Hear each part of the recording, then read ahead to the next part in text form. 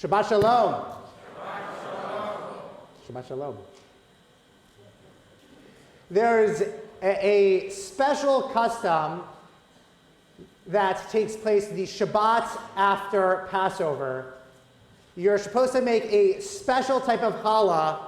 Raise your hand if any of you have heard this before and know what I'm talking about, a special challah that you make for Passover. Anybody want, what do you do with the challah? A Schlissel Challah. Schlissel is Yiddish for key. And so the custom is, some have the custom of making a challah in the shape of a key. Depending on how good of a baker you are, sometimes it looks more like a phallic symbol, I'll be honest. So some also have the custom of instead, you place your keys or a key inside the dough before you bake it. And then you have this challah that you eat on Shabbat that has a key or multiple keys in it.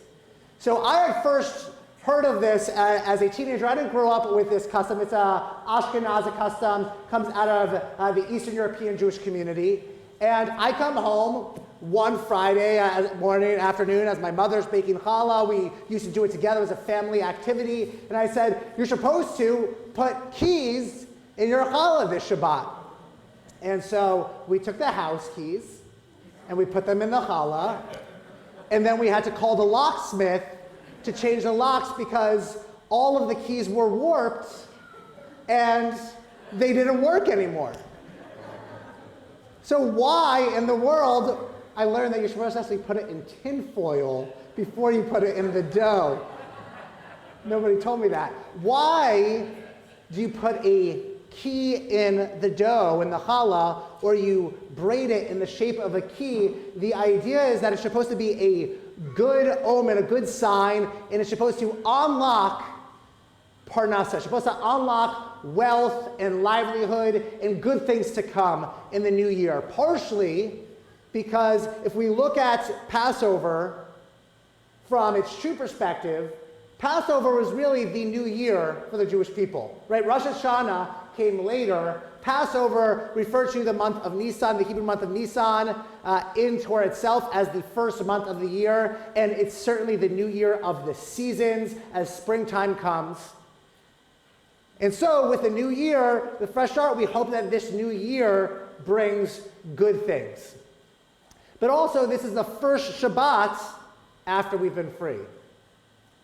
Right? If Passover, we are told, "B'chol dor v'dor chayav adam lirot et atzmo ke'ilu hu yatsa miMitzrayim," that in every generation, we're supposed to see ourselves as if we've been free. All of Passover, we've experienced that journey towards freedom. And the last days of Yom Tov, the end of the Passover holiday, we actually read the Song of the Sea. We re-experience crossing that split sea from slavery into the wilderness to experience freedom for the first time. And so this is our first Shabbat as free people.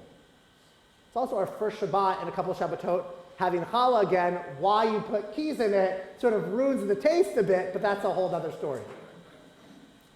Our first Shabbat as free people. So why this Key Shaped Challah?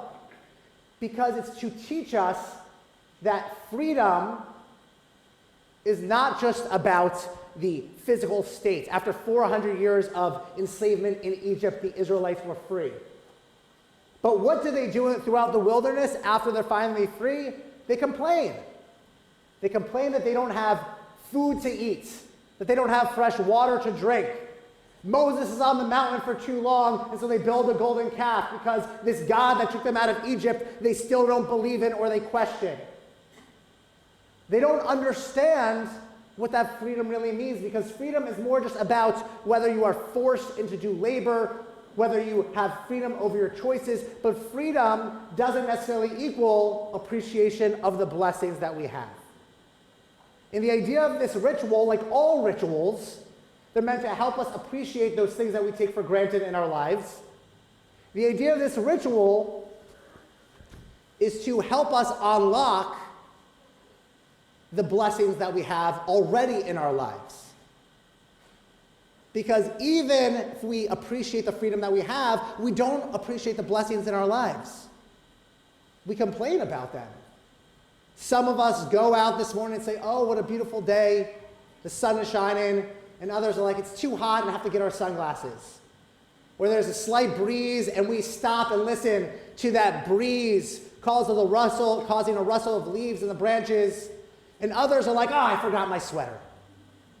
It's all about perspective, how we appreciate the blessings in our lives. And the idea is that this key is meant to be a metaphor to help us unlock in here and in here the blessings all around us. Especially hard to do if you listen or read or watch the news and are ever aware of anything going on in the world.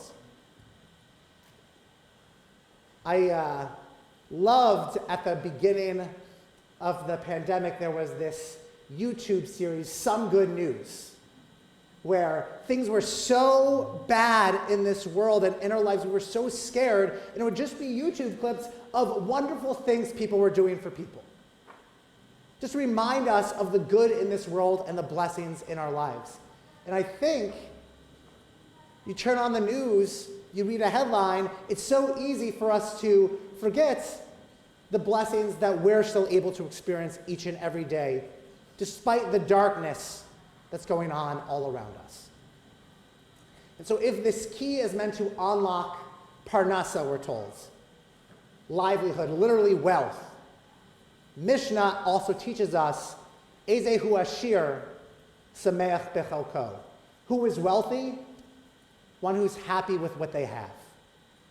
And so, as we come to a different new year after Passover, this new year of springtime, this new year of sunshine, this new year of new beginnings and rebirth and renewal, may we unlock those blessings inside each of us, to see each of us as wealthy, to appreciate the blessings that we have, to be happy with our portion. Amen.